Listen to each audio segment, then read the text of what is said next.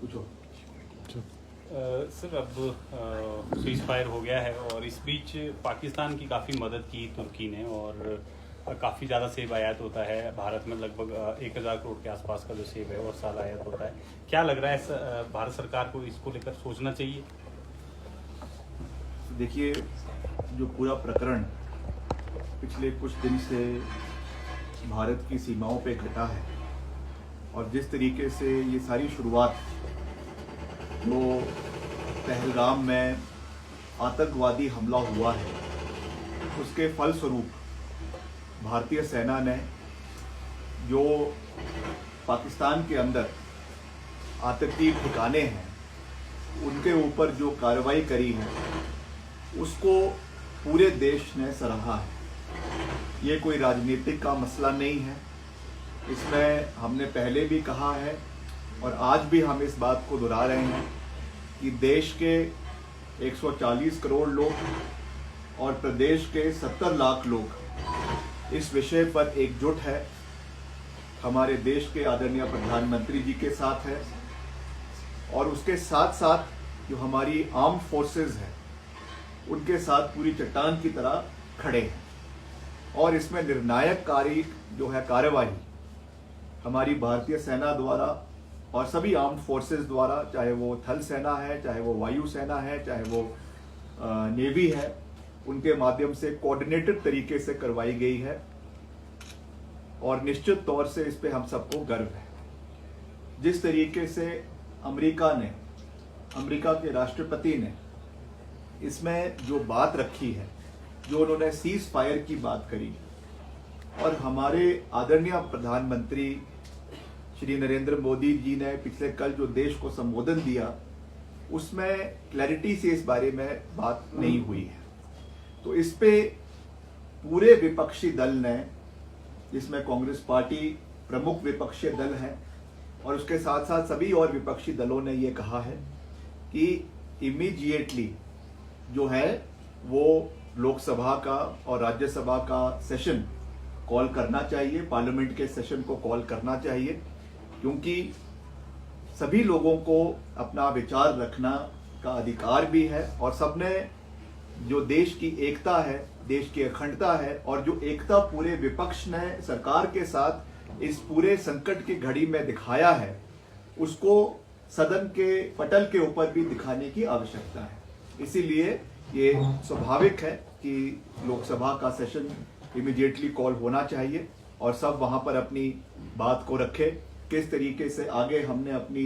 नीति को बनाना है, किस तरीके से नीति को तय करना है, ये हमारे जो देश के नेता हैं, चाहे वो पक्ष के हैं चाहे वो विपक्ष के हैं, वो इसके ऊपर अपनी चर्चा करें और हमारी आने वाले समय में क्या नीति रहेगी। क्योंकि अभी भी प्रधानमंत्री जी ने कल अपने अभिभाषण में ये बात करी है कि हमने सीज फायर को परमानेंटली बंद नहीं किया है। ये पाकिस्तान के रिस्पॉन्स पे तय होगा कि आने वाले समय में किस तरीके से हमारी आर्म्ड फोर्सेस आने वाले समय में जो है वो कार्रवाई करती है। तो ये इंटरिम एक तरफ से सीज फायर की बात की गई है, मगर उसमें जिस तरीके से जो ट्वीट्स और जो बयान अमेरिका के राष्ट्रपति के विषय से आए हैं, ये सब चीजें निश्चित तौर से इसके ऊपर विचार मंथन होना चाहिए। तो उस दृष्टि से लोकसभा का सदन आने वाले समय में जो है वो कॉल होना चाहिए। जहां तक इसमें सेब के इंपोर्ट की बात है, ये बहुत चिंता का विषय भी है। वैसे तो हम तो पहले से ही कह रहे हैं कि हिमाचल, क्योंकि एक फ्रंट लाइन में हिमाचल का सेब पूरे देश के अंदर जाता है और जिस तरीके से जो हमारी इंपोर्ट ड्यूटीज देश की है, जब भी उसमें जो है वो कमी होती है तो उसका सीधा नुकसान वो हिमाचल को होता है। उस दृष्टि से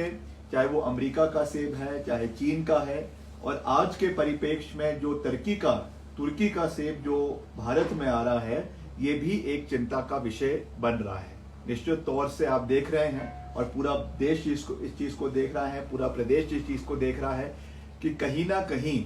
जो हमलावर पाकिस्तान रहा है उसमें एक टैक्टिकल सपोर्ट जो है वो टर्की का रहा है। चीन का तो रहा ही है, मगर उसके साथ साथ टर्की भी कहीं ना कहीं पाकिस्तान के साथ खड़ा हुआ नजर आया है। चाहे वो ड्रोन्स का इस्तेमाल की बात है, चाहे वो और टेक्नोलॉजिकल जो चीज़ें टर्की से पाकिस्तान को सप्लाई हुई है उस चीज़ के मद्देनज़र है, तो निश्चित तौर से जो इतनी भारी मात्रा में भारत के अंदर तुर्की का सेब आ रहा है और उसका सबसे ज़्यादा नुकसान अगर किसी राज्य को हो रहा है, डायरेक्ट इम्पैक्ट अगर किसी राज्य को उसका हो रहा है तो वो हिमाचल प्रदेश को हो रहा है। तो उस परिप्रेक्ष्य से मुझे विश्वास है कि हमें इस विषय को पूरी मजबूती से उठाना चाहिए। हमारे मुख्यमंत्री जी इस विषय को निश्चित तौर से उठाएंगे, हम भी इस विषय को उठाएंगे और जहां पर भी मौका लगेगा हम निश्चित तौर से इसके बारे में बात करेंगे कि एक और, जैसा कल प्रधानमंत्री जी ने कहा कि खून और पानी एक साथ नहीं बह सकता है। जहाँ तक इंडस वाटर ट्रीटी की उन्होंने बात करी है, उसको अबेयंस में रखने की बात करी है, उसका भी हम समर्थन करते हैं, क्योंकि जब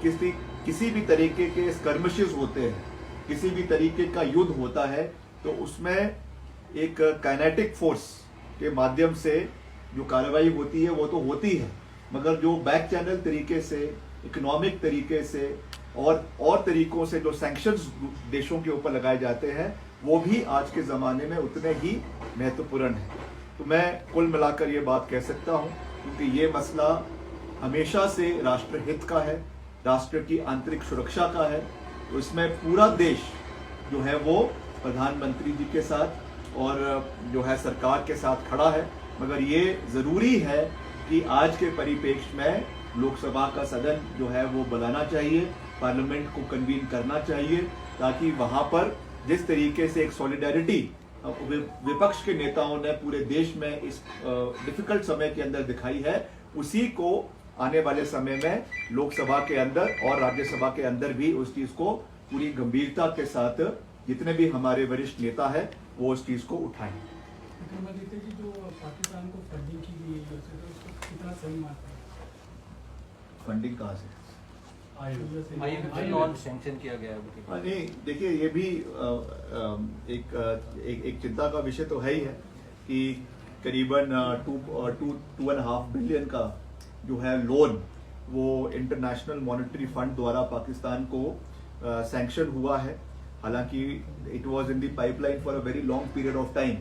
मगर उसका उस समय सैंक्शन होना जब इस तरीके की स्कर्मिशेस हमारे देश के साथ हो रही है, वो निश्चित तौर से मुझे विश्वास है कि हमारे राजदूतों ने, हमारी सरकार ने इस विषय को हर राज्यों के साथ और हर देशों के साथ और पर्टिकुलरली अमेरिका के साथ उठाया होगा, उसमें कोई दो राय नहीं है। मगर इन द लॉन्गर रन